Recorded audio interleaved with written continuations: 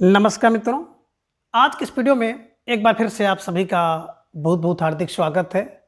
हम आशा करते हैं कि आप सभी स्वस्थ होंगे, मस्त होंगे और पूरी तरह से अपनी तैयारी में व्यस्त होंगे।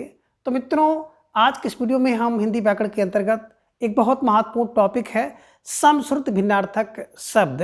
तो आज की इस वीडियो में हम समश्रुत भिन्नार्थक शब्द से संबंधित सभी महत्वपूर्ण और संभावित प्रश्नों को व्याख्यात्मक तरीके से हल करेंगे। उसके साथ इन्हें ट्रिक की सहायता से याद करने का भी प्रयास करेंगे। तो हम आशा करते हैं कि वीडियो आप सबके लिए बहुत ही महत्वपूर्ण होने वाला है, इसलिए इस वीडियो को आप लोग अंत तक जरूर देखें। चैनल पर नए हैं तो चैनल को सब्सक्राइब कर लें और उसके साथ ही अगर आपको थोड़ा सा भी उचित लगे तो इस वीडियो को अपने जो परिचित लोग हैं उनके पास भी शेयर करें। तो जैसा कि स्क्रीन पर आप देख पा रहे हैं, समश्रुत भिन्नार्थक शब्द प्रश्नोत्तरी ऑल एग्जाम्स। और आज की इस प्रश्नोत्तरी का पहला प्रश्न है कि समश्रुति यानी कि श्रुत भिन्नार्थक शब्द का क्या अर्थ है। ये कह रहे कि समान सा उच्चारण वाले शब्द, बी भिन्न अर्थ वाले शब्द, सी है समान उच्चारण वाले किंतु भिन्न अर्थ वाले शब्द और डी है नितांत अर्थ वाले शब्द। तो ढेर सारे भाई बहनों का जवाब भी आगे विकल्प सी को लॉक किया जाए।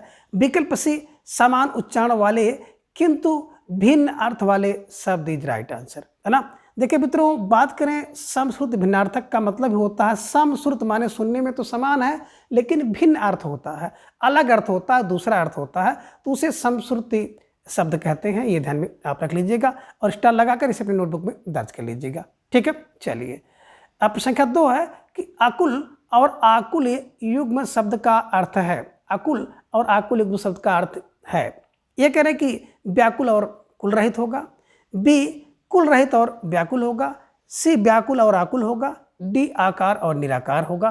तो प्रश्न संख्या 2 का जवाब भी आ गया कि विकल्प बी को लॉक किया जाए। विकल्प बी आ माने नहीं, कुल माने जिसका कुल हो यानी कि कुल रहित, और आकुल माने होता है परेशान। तो जिन भाई बहनों ने विकल्प बी का चुनाव किया था, अब बिल्कुल सही जवाब बेहद तैयारी आप सबके यहाँ पर दिख रही है, ठीक है। चलिए, प्रश्न संख्या 3 है कि निम्न में आकार शब्द का क्या अर्थ नहीं है। इनमें से एक अर्थ जो है आकार शब्द का नहीं है, उसी का आपको चयन करना है।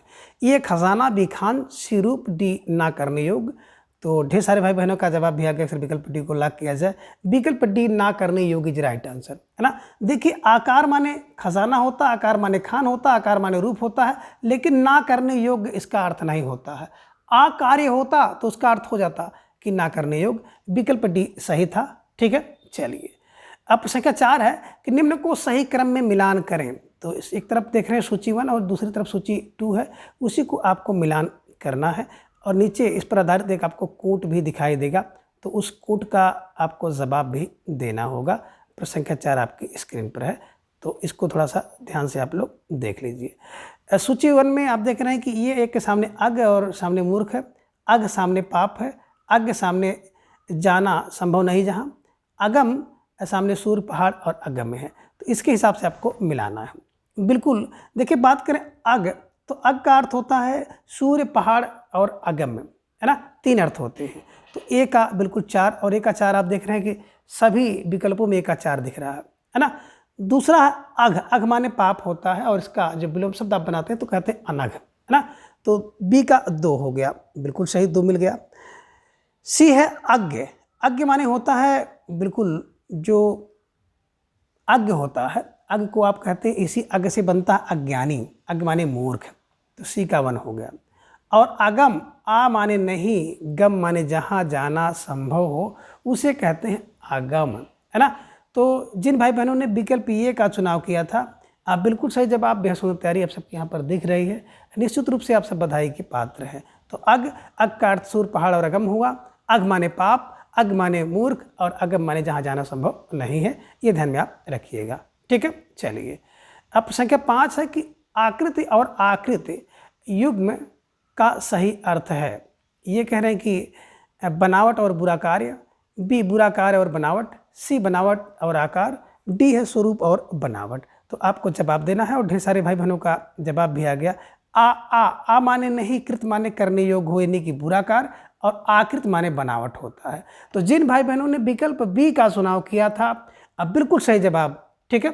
चलिए, अब संख्या 6 है कि अकथ और अथक युग्म शब्द का क्या अर्थ है। अकथ और अथक एक दूसरे का क्या अर्थ है। ये कह रहे कि जिसके बारे में कहा ना जा सके ये अर्थ है।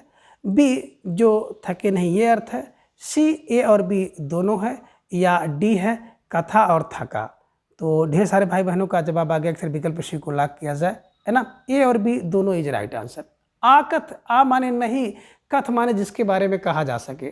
तो अकथ का अर्थ होगा जिसके बारे में ना कहा जा सके, और आथक, आ माने नहीं, थक माने थके, जो थके नहीं उसके लिए अथक का प्रयोग होता है। तो ये और बी दोनों विकल्प इज राइट आंसर। जिन भाई बहनों ने विकल्प सी का चुनाव किया था बिल्कुल सही जवाब है।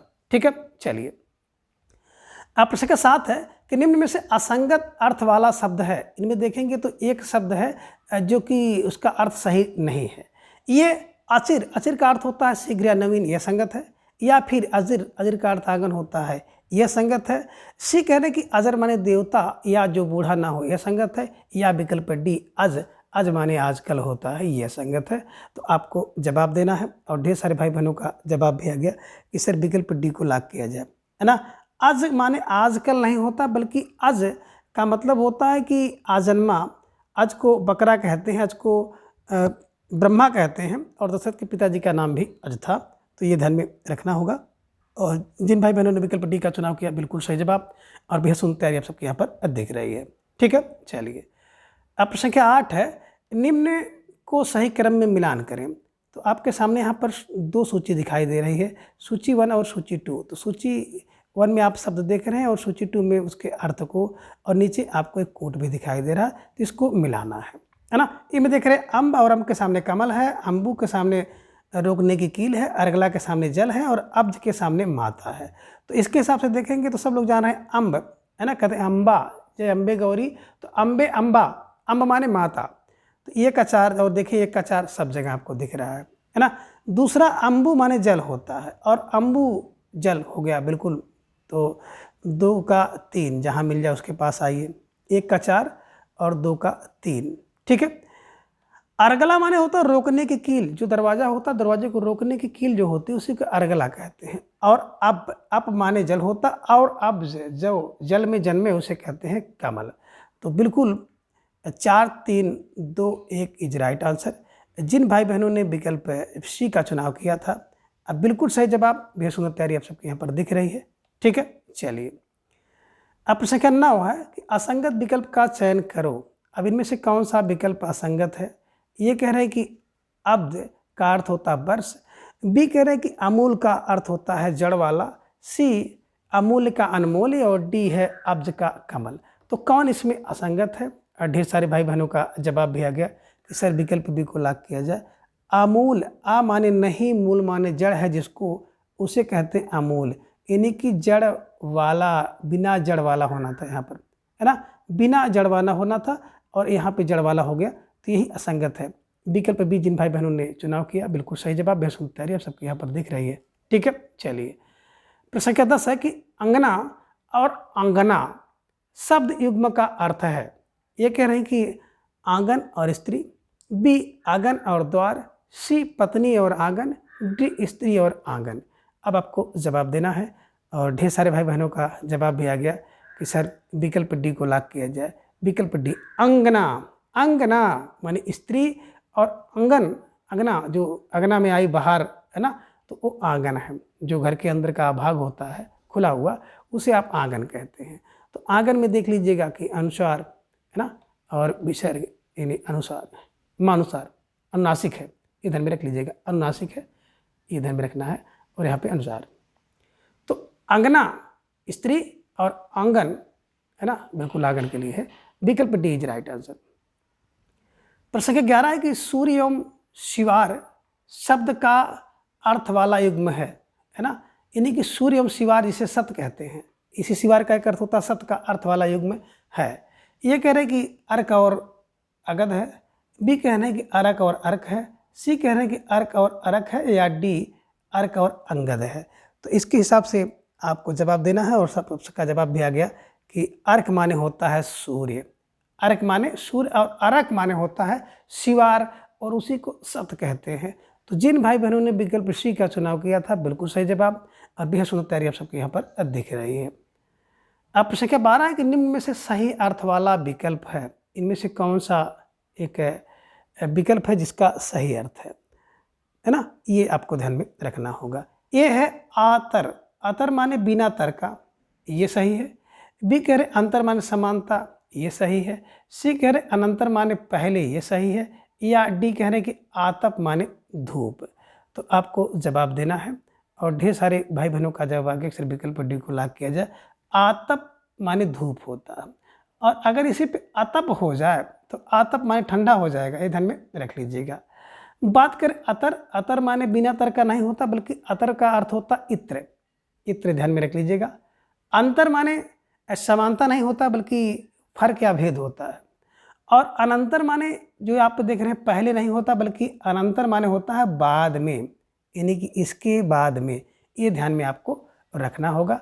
तो जिन भाई बहनों ने विकल्प डी का चुनाव किया था, अब विकल्प डी आतप माने धूप इज राइट आंसर। ठीक है, चलिए अब संख्या 13 है कि अचला और अचल शब्द युग्म का सही अर्थ है। ये कह रहे हैं कि पर्वत और पृथ्वी है। बी कह रहे हैं कि पृथ्वी और पर्वत है। सी पर्वत और स्थिर है। डी पृथ्वी और वसुधा है। तो आपको जवाब देना है और ढेर सारे भाई बहनों का जवाब आ गया कि अचला माने पृथ्वी होता है और अचल माने पर्वत होता है। तो विकल्प बी पृथ्वी और पर्वत इज राइट आंसर। ठीक है, चलिए प्रश्न संख्या 14 है कि अजा शब्द का सही अर्थ क्या है। अब अजा शब्द का सही अर्थ क्या है, ये कह रहे हैं कि ब्रह्मा है, बी बकरी है, सी आजा है और डी आज है। तो आप सब भाई बहनों का जवाब भी आना चाहिए और जवाब आया भी कि सर विकल्प बी को लाग किया जाए। अजा माने होता है बकरी, अज माने ब्रह्मा होता है, ये ध्यान में आपको रखना था। तो जिन भाई बहनों ने विकल्प बी का चुनाव किया था बिल्कुल सही जवाब और बेहद सुंदर तैयारी आप सबके यहाँ पर दिख रही है। निश्चित रूप से आप सब बधाई के पात्र हैं। अब प्रश्न संख्या 15 है कि निम्न को सही क्रम में मिलान करें, सूची 1 और सूची 2। तो सूची 1 में आप देख रहे हैं कुछ शब्द हैं और सूची 2 में कुछ उसके अर्थ हैं, उसी को आपको मिलाना है। और नीचे आपको एक कूट भी दिखाई दे रहा है, तो इस कूट के आधार पर आपको जवाब भी देना है ना। ये में देख रहे हैं कि अजय और सामने ना जीतने योग्य, बी में अजया जो जन्म ना ले, सी में है आजन्म भांग या बकरी और मांग या बकरी और डी में है आजन्मा अजन्म से। तो इसके हिसाब से अगर आप देखेंगे तो बिल्कुल जो आपका विकल्प बनेगा उस विकल्प का आपको चयन करना है कि कौन सा विकल्प जो है सही होगा। तो चलिए अब देखिए बात यहाँ पे करेंगे अजय। तो अजय का मतलब होता है आ माने नहीं, जय माने जीतने योग्य जो हो, तो ना जीतने योग्य यानी ए का एक तो हो ही गया। अजया है ना, बात करते हैं अजया, तो अजया का मतलब हो गया बांग या बकरी, यहाँ पे बकरी से ले लीजिए है ना। आ जन्म मतलब जो जन्म ना ले और आ जन्मा माने जन्म से ही है ना। तो आपने यहाँ पर देखा कि 1 3 2 और 4 है ना, 1 3 2 और 4 यानी कि विकल्प सी 1 3 2 और 4, विकल्प सी इज राइट आंसर। जिन भाई बहनों ने विकल्प सी का चुनाव किया था बिल्कुल सही जवाब और बेहद सुंदर तैयारी आप सबके यहाँ पर दिख रही है। ठीक है, चलिए प्रश्न संख्या 16 है कि स्थान एवं धूपबत्ती वाला शब्द युग्म है, यानी कि स्थान एवं धूपबत्ती अर्थ वाला युग्म शब्द कौन सा है। ये कह रहे हैं कि अगर और अगार है, बी कह रहे हैं कि अगार और अगर है, सी कह रहे हैं कि आगार और आगर है और डी कह रहे हैं कि आगर और अगार है। तो इसके हिसाब से आपको जवाब देना है। ढेर सारे भाई बहनों का जवाब आगे अक्सर विकल्प भी को लाग किया जाए। अगार माने होता स्थान और अगर माने होता है ये धूप बत्ती, अगरबत्ती कहते हो ना, तो ये ध्यान में रखिएगा। अब जैसे आपने देखा होगा कि अगार शास्त्रागार शास्त्र का स्थान है, अन्नागार अन्न के लिए स्थान है ना। इसी तरह से आपने देखा होगा स्नानागार अन्नागार शास्त्रागार। तो अगार माने स्थान और अगर माने अगरबत्ती, विकल्प बी इज राइट आंसर। ठीक है, चलिए प्रश्न संख्या 17 है कि निम्न में से सही विकल्प कौन सा है। अब इनमें से सही विकल्प कौन सा है, ये कह रहे हैं कि अच्छ माने धुरी, ये सही है। बी कह रहे हैं कि अच्छी माने आँख, ये सही है। और सी कह रहे हैं कि अच्छी माने आँख वाली, ये सही है। या डी उपयुक्त सभी। तो बिल्कुल सरकारी जवाब विकल्प डी इज राइट आंसर है ना। अच्छ माने धुरी, अच्छी माने आँख और अच्छी माने आँख वाली, तीनों सही है।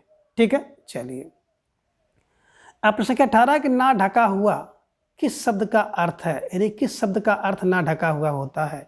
ये कह रहे हैं कि अनावर्त का, बी अनावृत का, सी अनाचार का, डी अत्याचार का। तो प्रश्न संख्या 18 का जवाब भी आ गया कि अनावृत, अन धन आवृत, अन माने नहीं, जो आवृत माने ढका हो उसी को कहते हैं अनावृत। तो विकल्प बी इज राइट आंसर, है ना, बिल्कुल सही जवाब।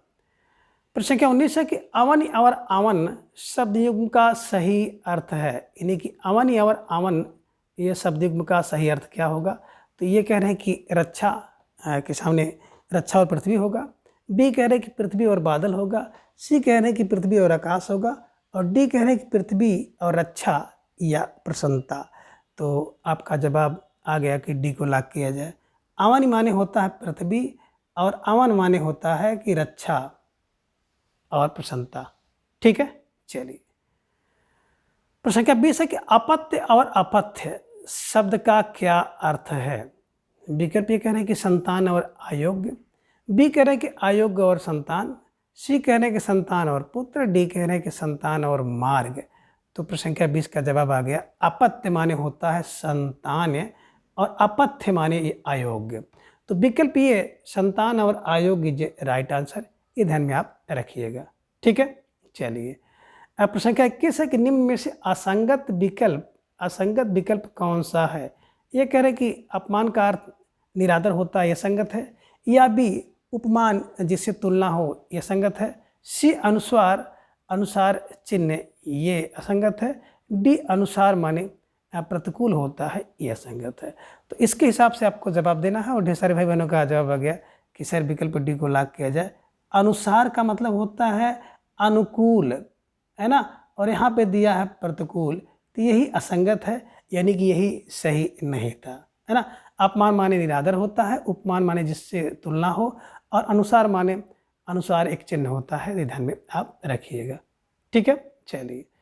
प्रश्न संख्या 22 है कि सूची 1 को सूची 2 के साथ मिलाना है। तो बिल्कुल सूची 1 में आप कुछ शब्द देख रहे हैं, सूची 2 में उसका अर्थ है, नीचे एक कूट है, उसके हिसाब से आपको जवाब देना है। ए में आप देख रहे हैं कि अमर्ष सामने आलोचना या प्रत्यालोचना, बी में है अमर्ष स्पर्श और संपर्क, सी में है अपलक, और अपलक का अर्थ हो गया टकटकी लगा कर देखना, अपलोक यानी कि अपवाद और बदनामी।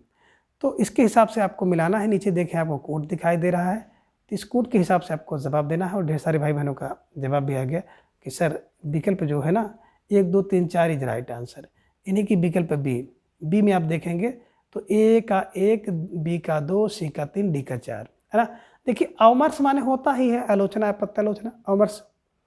अवमर्श स्पर्श या संपर्क, आपलक आ माने नहीं, पलक माने पलक गिराए झपकाए, अगर कोई देख रहा है आपको तो उसका मतलब होता है टटकी लगाकर देखना, और अपलोक माने अपवाद या बदनामी होता है, ध्यान में रखिएगा। और विकल्प बी को हमेशा के लिए आप कंठस्थ कर लीजिएगा। ठीक है, चलिए। प्रश्न संख्या 23 है कि सही क्रम में सुमेलित कीजिए। तो आपको दिखाई दे रहा सूची 1 और सूची 2। तो सूची 1 में कुछ शब्द आपको दिखाई दे रहे हैं, सूची 2 में उसके अर्थ है। नीचे आपको एक कूट भी दिखाई देगा। विज्ञ के सामने अनजान है, अभिज्ञ के सामने विशेषज्ञ है, अनभिज्ञ के सामने मूर्ख है, और अभिज्ञ के सामने जानकार है। तो इसके हिसाब से आपको मिलाना है। और देखिए धीरे धीरे आपके सामने कूट भी आ रहा है, और एक कूट भी आप देख सकते हैं। तो इसी कूट के हिसाब से आपको जवाब देना है। तो थोड़ा सा सोच समझ कर आप जवाब दीजिएगा।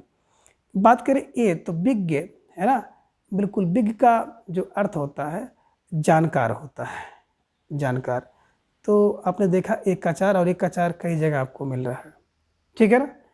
दूसरा अभिज्ञ, विज्ञ माने जानकार, अभिज्ञ माने मूर्ख होगा, तो ध्यान में रख लीजिएगा, अभिज्ञ माने मूर्ख। बी का 3, अब बी का 3 भी आपको मिल गया, ये ध्यान में रखिएगा। आगे है अनभिज्ञ, है ना, अनभिज्ञ माने अनजान, अन माने नहीं, भिज्ञ माने जो है अनजान हो गया। तो सी का ए हो गया, एक हो गया। और यहाँ पर देखिए आपको है अभिज्ञ माने विशेषज्ञ। तो विकल्प सी 4 3 1 2 इज राइट आंसर। जिन भाई बहनों ने बिल्कुल विकल्प सी का चुनाव किया था, बिल्कुल सही जवाब। और बेसुंद तैयारी आप सबके यहाँ पर दिख रही है। विज्ञ माने जानकार, अभिज्ञ माने मूर्ख, अनभिज्ञ माने अनजान, और अभिज्ञ माने विशेषज्ञ। ठीक है, चलिए।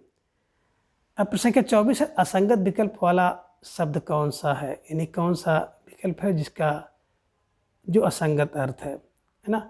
ये कह रहे कि अभय, अभय माने डरपोक, बी अभय माने देवी आहड़, सी है उभय माने दोनों और अनुभव माने कार्य। तो आपका जवाब आ गया कि आ माने नहीं, भय माने जिसको हो। तो अभय माने डरपोक नहीं होता है, बल्कि अभय माने निडर होता है, निर्भीक होता है। ये आपको ध्यान में रखना था। आसान सा प्रश्न था, है ना, लेकिन हड़बड़ी में ऐसे प्रश्न भी गलत हो जाते हैं। ठीक है, चलिए। अब संख्या 25 है कि अनुभव और अभिनव शब्द का सही अर्थ है। ये कह रहे कि तजुर्बा और नया, बी कह रहे कि नया और तजुर्बा, सी कह रहे कि नया और पुराना, डी है कि अनुभव और कार्य। तो ढेर सारे भाई बहनों का जवाब है कि सर अनुभव माने होता है तजुर्बा और अभिनव माने होता है नया। तो विकल्प ए इज राइट आंसर, है ना। जिन भाई बहनों ने विकल्प ए का चुनाव किया था तो बिल्कुल सही जवाब। बेहद तैयारी आप सबको यहाँ पर दिख रही है। निश्चित रूप से आप सब बधाई के पात्र हैं।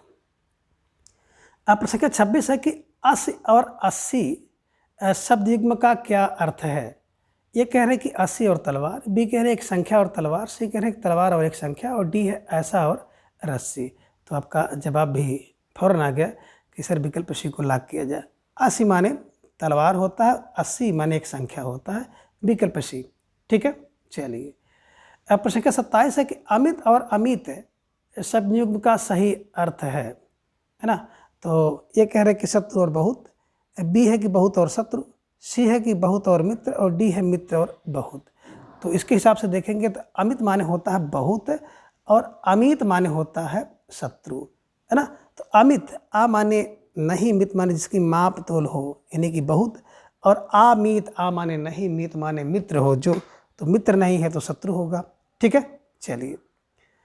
अब प्रश्न संख्या 28 है कि अंश और अंश, है ना, आपको जवाब देना। अंश और अंश शब्द युग्म का क्या अर्थ है। ये कह रहे हैं कि भाग यानी कि हिस्सा और कंधा होगा, बी रहे कंधा और हिस्सा या भाग होगा, सी है कि भाग और सौभाग होगा, डी कंधा और भाग का भाग होगा। तो अंश माने होता है भाग या हिस्सा और अंश माने होता है कंधा। तो विकल्प ये इज राइट आंसर, बिल्कुल सही जवाब। बेहद सुंदर तैयारी आप सबके यहाँ पर दिख रही है। निश्चित रूप से आप सब बधाई के पात्र हैं। अब प्रश्न संख्या 29 है कि निम्न में से कौन से सही विकल्प नहीं है। इनमें एक विकल्प सही नहीं है, उसी का जवाब आपको देना है। ये कह रहे हैं कि अवधूत का अर्थ होता है साधु और सन्यासी, ये सही नहीं है। बी कह रहे हैं कि अधूत माने निडर होता है, ये सही नहीं है। सी कह रहे आहार माने भोजन होता है, ये सही नहीं है। या आहार माने शिकार, ये सही नहीं है। तो बिल्कुल ढेर सारे भाई बहनों का जवाब आ गया सर विकल्प डी को लॉक किया जाए। आहार माने शिकार नहीं होता, बल्कि अहेर माने होता है शिकार, और अहेरी माने होता है शिकारी। तो ये आपको ध्यान में रखना था। और आहार की बात करते हैं, आहार की, तो आहार माने होता है तालाब या पोखरा, ये ध्यान में रखिएगा। और विकल्प डी को हमेशा के लिए आप कंठस्थ कर लीजिए। ठीक है, चलिए। प्रश्न संख्या 30 है कि अश्व और अश्व शब्द युग्म का सही अर्थ क्या है। ये कह रहे हैं कि धनहीन और घोड़ा, बी कह रहे हैं घोड़ा और धनहीन, सी कह रहे हैं सौ और धनी, डी कह रहे हैं अहंकार और तिरस्कार। तो प्रश्न संख्या 30 का जवाब भी आ गया और बड़ा सुंदर जवाब आया कि, है ना, कि देखिए यहाँ पे बात करेंगे अश्व। अश्व माने होता है घोड़ा और अश्व माने होता है धनहीन। तो घोड़ा और धनहीन विकल्प बी इज राइट आंसर। ठीक है, चलिए। अब प्रश्न संख्या 31 है कि अश्व और अश्व शब्द युग्म का अर्थ। ये देखिए वही प्रश्न जो है 2 बार रिपीट हो गया है, तो इसको थोड़ा सा आप लोग देख लीजिएगा। और इसकी चर्चा करना और ना करना दोनों बराबर है। विकल्प ए को आपने लगाया है, तो विकल्प ए धनहीन और घोड़ा इज राइट आंसर। ठीक है, चलिए। अब प्रश्न संख्या 32 है कि अहम और अहम शब्द युग्म का सही अर्थ होगा, है ना। एक देखिए अहम में हलंत है अहम, और दूसरा अहम शब्द युग्म का सही अर्थ होगा। ये कह रहे हैं कि महत्वपूर्ण और अहंकार होगा, बी है अहंकार और महत्वपूर्ण होगा, सी है मैं और तुम होगा, डी है तुम और मैं होगा। तो आप सबका जवाब आना चाहिए अहम। अहम यानी कि जो आधा माँ वाला होता है, आधा व्यक्ति जो होता है ना वो अहंकारी होता है। तो ऐसे दिमाग में रख लीजिएगा कि अहम में जो आधा होता है ना वो अहंकारी होता है, और अहम में जो पूरा होता है तो महत्वपूर्ण होता है ना। तो अहम अहंकारी यानी कि अहंकार, और अहम जो पूरा होता है वो महत्वपूर्ण होता है। तो ऐसे ध्यान में रख लीजिएगा।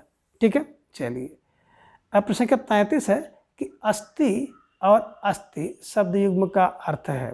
तो आपको जवाब देना है अस्थि और अस्थि शब्द का अर्थ क्या होगा। ये कह रहे हैं कि हड्डी और है, बी कह रहे हैं कि अस और अस्थि है, सी है कि है और हड्डी, डी है हड्डी और हाथ। तो इसके हिसाब से अगर देखेंगे अस्थि है ना, तो आपका जो जवाब होगा वो बिल्कुल सही होगा। अस्थि माने है, अस्थि माने है, तो ये है, और अस्थि माने हड्डी, इन्हीं की विकल्प सी इज राइट आंसर। ठीक है, चलिए, अब प्रश्न संख्या 34 है कि निम्न को सही क्रम में सुमेलित कीजिए, सूची 1 और सूची 2। सूची 1 में आपको कुछ शब्द दिखाई दे रहे हैं, सूची 2 में उसके अर्थ है, नीचे एक आपको कूट भी दिखाई दे रहा है, तो इस कूट के हिसाब से आपको जवाब देना है।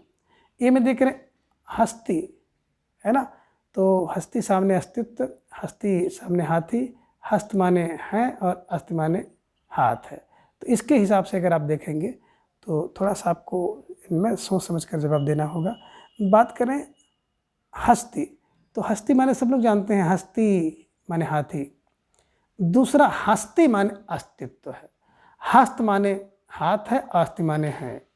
तो इसके हिसाब से देखेंगे तो ए का 2 और बी का 1, सी का 4, डी का 3, यानी कि विकल्प डी इज राइट आंसर। जिन भाई बहनों ने विकल्प डी का चुनाव किया था बिल्कुल सही जवाब, बेहद तैयारी आप सबके यहाँ पर दिख रही है, तो निश्चित रूप से आप सब बधाई के पात्र हैं। अब प्रश्न संख्या 35 है कि अभिसार और अभिसार शब्द का सही है ना। तो देखिए यहाँ पे अभिसार और अभिसार था, इसको पीछे से कर लीजिए है ना, अभिसार और अभिसार, ये ध्यान में रख लीजिएगा, ये शब्द है। तो बाद वाला जो शब्द है वो अभिसार है, ये ध्यान में रख लीजिएगा, ये त्रुटि हो गई है। शब्द का सही अर्थ है, ये कह रहे कि आक्रमण और प्रेमी से छिपकर मिलना, बी है प्रेमी से छिपकर मिलना और आक्रमण, सी कह रहे हैं प्रेमी और आक्रमण, और डी कह रहे हैं आक्रमण और प्रेमी। तो देखिए अभिसार है ना, अभिसार का मतलब ही होता है कि प्रेमी से छुपकर मिलना अभिसार कहलाता है, और अभिसार का मतलब होता है आक्रमण। विकल्प बी इज राइट आंसर। जिन भाई बहनों ने विकल्प बी का चुनाव किया था बिल्कुल सही जवाब, बेहद तैयारी आप सबके यहाँ पर दिख रही है, निश्चित रूप से आप सब बधाई के पात्र हैं। प्रश्न संख्या 36 है कि अवयव और अव्यय का सही अर्थ है। ये कह रहे हैं कि अंग और अभिकारी, वी कह रहे हैं कि अभिकारी और अंग, सी कह रहे हैं कि शरीर और खर्च, डी कह रहे हैं खर्च और शरीर। तो प्रश्न संख्या 36 का जवाब भी आप सबका आगे अक्सर विकल्प को लाग किया जाए। अवयव माने होता अंग और अव्यय माने होता अभिकारी, विकल्प ए इज राइट आंसर। ठीक है, चलिए, अब प्रश्न संख्या 37 है कि अमर्ष और अवमर्ष शब्द युग्म का सही अर्थ है। ये कह रहे हैं कि आलोचना और क्रोध होगा, बी कह रहे हैं कि क्रोध और आलोचना होगा, सी क्रोध और बैर होगा, डी शत्रु और बैर होगा। तो इसके हिसाब से आप जवाब देंगे और आप सबका जवाब भी आगे अक्सर विकल्प भी को लाग किया जाए। अमर्ष माने क्रोध होता है और अमर्ष माने आलोचना, तो क्रोध और आलोचना इज राइट आंसर। जिन भाई बहनों ने विकल्प बी का चुनाव किया था बिल्कुल सही जवाब, बेहद सुंदर तैयारी। प्रश्न संख्या 38 है कि आसर और आसार शब्द युग्म का अर्थ है। ये कह रहे हैं कि सार रहित और लक्षण या चिन्ह, बी कह रहे हैं कि लक्षण या चिन्ह और सार रहित, सी है सार से युक्त और विलक्षण, डी है संगत और असंगत।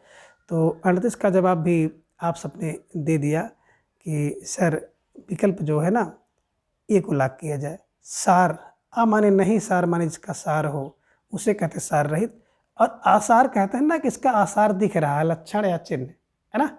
ठीक है, चलिए, अब संख्या 39 है अभेद और अभेद्य का अर्थ है ना। तो ये कह रहे हैं कि ना टूटने वाला और अंतर नहीं, बी है कि अंतर नहीं और ना टूटने वाला, सी है कि टूटना और भेद, और डी है कि भेद और रहस्य। तो इसके हिसाब से अगर आप देखेंगे तो बिल्कुल आपका जो जवाब बनेगा विकल्प बी है ना, अभेद माने अंतर नहीं है और अभेद माने ना टूटने वाला, विकल्प बी इज राइट आंसर। ठीक है, चलिए, अब प्रश्न संख्या 40 है कि अपेक्षा और उपेक्षा शब्द युग्म का अर्थ है। अपेक्षा और उपेक्षा शब्द का क्या अर्थ है।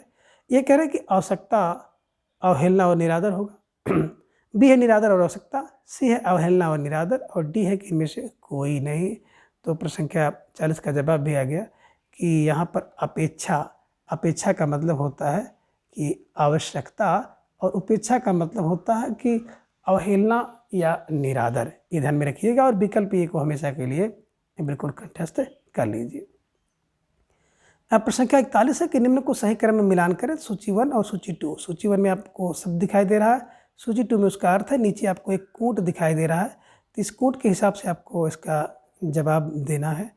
ए में देख रहे हैं कि अनल सामने एक राग, अनिल सामने एक छंद, अष्टी हवा और अष्टी आग है। तो इसके हिसाब से अगर आप मिलाएंगे तो आपका जो जवाब मिलेगा, अनल माने बात करते हैं हम लोग आग, अनिल माने हवा, अष्टी माने एक शब्द है और अष्टी माने एक राग है ना।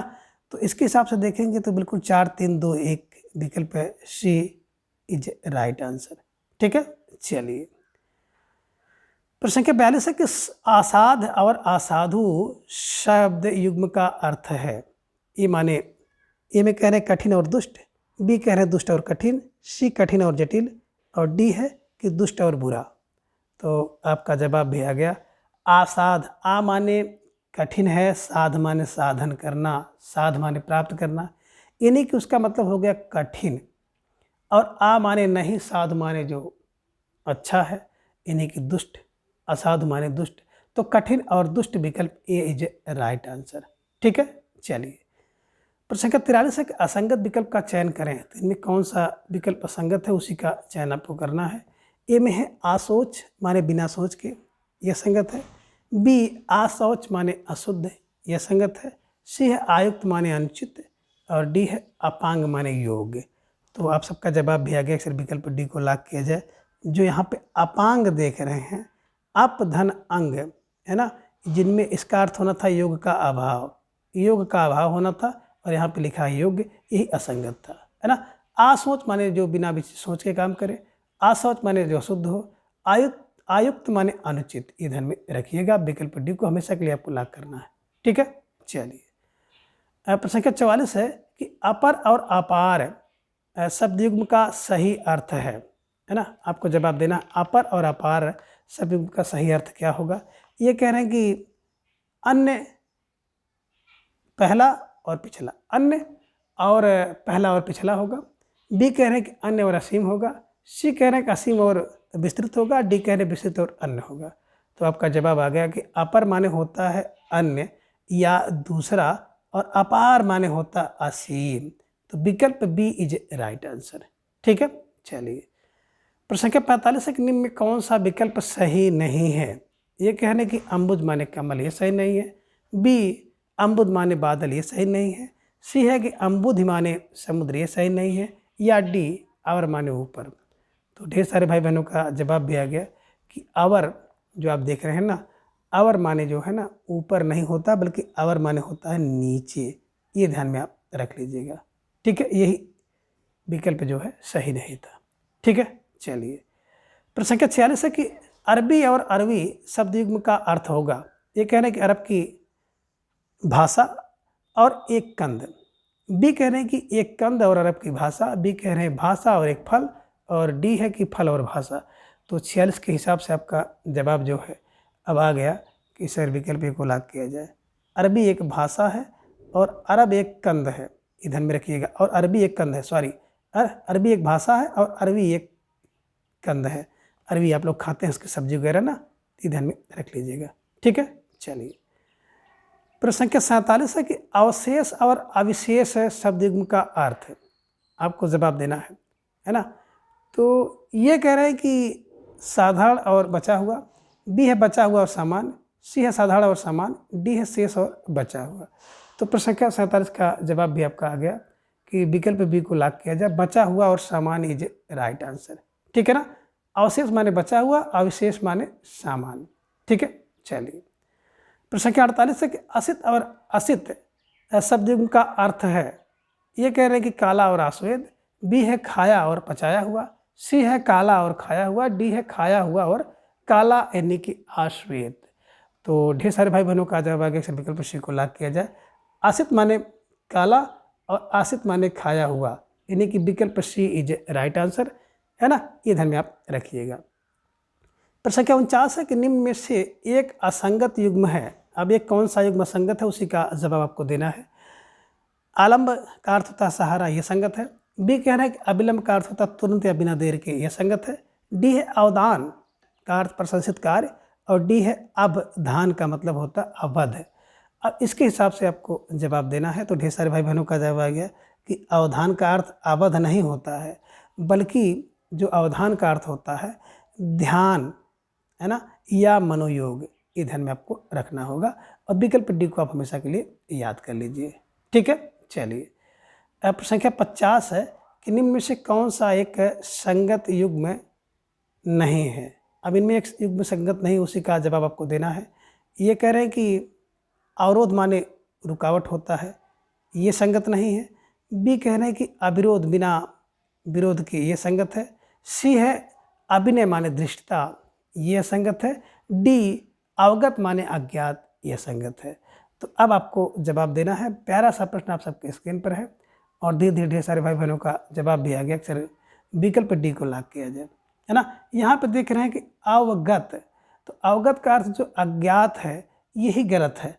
अवगत माने कहते हैं मैं अवगत हूँ, यानी कि मुझे ज्ञात है, मुझे विदित है ना। तो अवगत माने ज्ञात और विदित होता है, ध्यान में रखिएगा। ये अज्ञात अर्थ नहीं होता है, तो यही असंगत था, यही सही नहीं था, है ना। अब अवरोध के अर्थ होता है रुकावट, अविरोध का अर्थ होता है बिना विरोध के, अभिनय का अर्थ होता है निष्ठता। तो इसे आप ध्यान में रखिएगा। तो मित्रों, आज के इस वीडियो में बस इतना। अगली वीडियो में हम इसके अगले भाग को जानेंगे। तब तक के लिए आप सभी अपना ख्याल रखिए और अपना अधिक से अधिक समय अपने अध्ययन पर लगाएं। अपना प्रेम स्नेह विश्वास इस तरह से चैनल पर बनाए रखें। धन्यवाद, नमस्कार, बाय बाय।